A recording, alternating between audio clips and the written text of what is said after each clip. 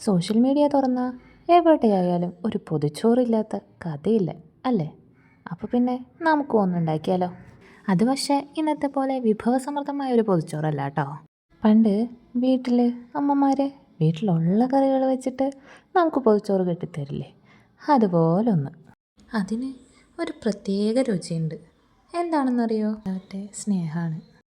അമ്മമാർ മക്കൾക്ക് വേണ്ടി എന്തുണ്ടാക്കിയാലും അതിലൊരല്പം, അല്പമല്ല കേട്ടോ, ഒത്തിരി സ്നേഹം ഉണ്ടാവും. ആ സ്നേഹത്തിന് പറഞ്ഞറിയിക്കാൻ പറ്റാത്ത അത്രയും സ്വാദും ഉണ്ടാവും. അതുകൊണ്ട് തന്നെ ആ പൊതിച്ചോറ് എനിക്കിപ്പോഴും സ്പെഷ്യലാണ് കേട്ടോ.